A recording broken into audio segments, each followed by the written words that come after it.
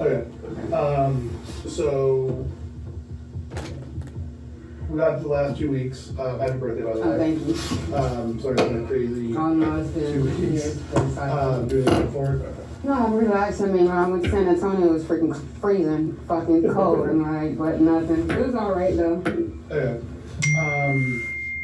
So going forward, what I'd like to do going forward is we're gonna split up some of the responsibilities that people are doing with the intention of shifting who is doing what to take some stress off people, and I think Matt's done a great job of what he's done, and we were underutilizing him previously. Yes. So we're gonna move some things around. What we need to figure out over this, what I want to do is talk to you today to get everything back in schedule, and then we'll sit down with Matt and Gordon and Lanny. Is what I want your guys' advice for is it's very easy for me to segment that, Matt's gonna schedule the drivers, do that, you're gonna handle all the equipment, Gordon does the repairs, Laney does the acquisitions, right? Just in four general silos, that's easy. The hard part with that is, as you know, is the integration of how all those things overlap. Right, that's why I couldn't even come up with a list to figure out what. And so that's what we need to figure out with this of, as we continue to grow, as we want to start doing some other things that we've started that you guys are, at least you and Matt are going to be involved with, Gordon eventually as we progress with this project, that we're going to want you guys to input on in these stages is how can we make things more transparent, how can we make things more visible, how can we improve the flow of what we're doing. Right, okay. So that's where I want to get with as we look forward to this.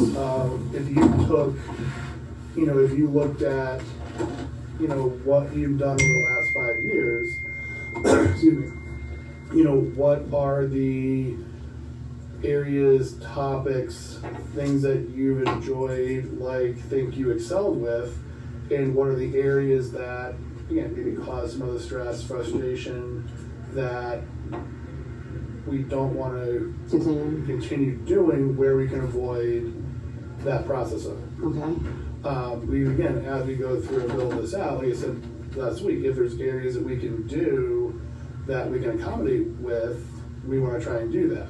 If there's areas that, from our operational standpoint, or what you would like to do and all those things that don't match up, that's a conversation we have to have as we get through that. Okay. So, looking at the equipment, truck, logistics side of things, what are the components, what are the things that you want, your desire would be to stay involved with? I mean, see, that's where it crosses, because a lot of the stuff is like anything now that's trucking, routing and scheduling, and that's fine and dandy. I have no problem with any of that. Like you said, Matt's picking up and getting aspect of the equipment and everything else, but the deliveries, like you said, it all kind of intersects where you can't. So I guess here's what I mean. Here's everything technical. I guess my question would be, I was going to bring in the general areas, is, talking to fitters, yes or no? Yeah, I don't have a problem with Okay. it. It's just, like I said, everything I do is Right. fine. The frustration and the problem is big box. Okay. And all the miscellaneous and the dramas and the little things that we know that individuals can handle real quick on their own. That's the thing that really starts to stress everything out. Like a simple phone call and segmenting those things that need to be handled by a particular person that can handle, instead of getting 20 people involved. That's really was the main issue. Okay. Like service department is fine. Everybody else is fine. When they lost their admin, that's when really shit start hitting the fan. Right. And it was like they had no organization. It's like, okay, y'all were doing this now and y'all don't have nobody. Now y'all want to throw everything right back to another group that doesn't have anybody. So here's Because like you said, I'm trying to do as much as I can with like Smart Sheet because it integrates with the 365 and all of that. So anything that's Right. in that, Well, that's so what we're doing is, it's gonna change a little bit what you're doing with the smart sheet stuff. So what we're looking to do is we're building a Communal product management portal. okay. Good. That's nice. So what's gonna happen is, we just had the paperwork, we had to start at the top down, we couldn't start in the middle. Mm-hmm. So what's gonna happen is, basically, what the goal is that, starting at the top, Kathy gets a bid, she's gonna track, we're basically gonna create an entry in CRM. Okay. At that point, she'll assign it to a salesperson, are they bidding, not bidding, when the bid's due. All the documents will be uploaded to one spot. And then if they sell the job, we'll now be able to track, what we bid, who we bid it to, when we Right, follow okay. up, all that stuff. The next step will be is, if we sell the job, the master job report, AIA, all that stuff will be entered through there. Because FMS is going away. Right. Yeah. That sounds great so far. Then there'll basically be a design portal, a product management portal, all these areas. So Different what we can portals, do is, so what's gonna end up happening is, as we look ahead to where we want this. So basically, when we do our ops report, as they do each of the meetings on Fridays, they go to the job that has the updates, instead of having Barb or Carol, whatever, do all these reports, we'll be able to hit, writing ops report. It's gonna print out that formatted entry, pulling into the information from TCMS, fire pump, it'll link to, is there a PO, is there this for this, material, what's pending. Right. All the stuff is in there that we're pulling from 20 different spots. Yeah. And then, so we are just starting to we got the sales portion squared away. We're just starting to break into, we got the quoting portion squared away. We haven't wrote it yet, but we have the templates and everything set.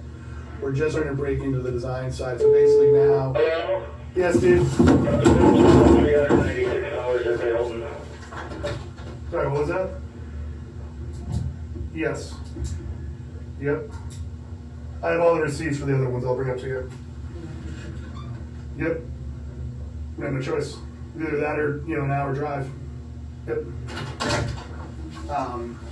So what the whole goal of this thing is to do is we want to get to a graphic interface. Right. So basically, if we're to the parameters up, so basically you log into the project, it'll have a project health, right? Is it red, Good, yellow, or good, green, yeah, whatever we want to exactly. pick.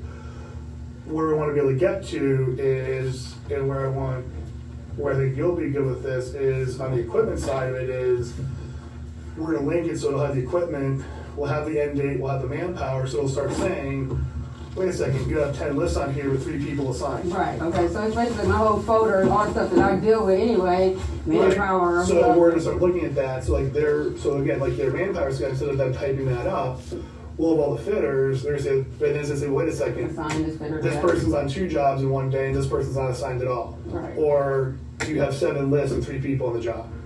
What I also want to look at it now, and where I'd like to get to is, as we look at the lists, we can assign a list to the job, and then we can build a calendar out and say, okay, where's our equipment for the month? Here's a list of the schedule. Right now, we can start looking at what's coming off, when we're going to be overloaded, and things like that. So when we're going to do a pickup, they can log in either the fitter or the foreman logs into the job. It says, here's all the equipment on the job site, and they can just go pick, remove. That'll generate the pickup request. Yeah. So that's where we're, again, it's gonna take probably a year to get there. Yeah. But that's where we wanna start looking at is, cause we'll probably start looking at building the equipment side. So basically what's happening is, Chuck's working with that side, I'm kind of on both sides of it.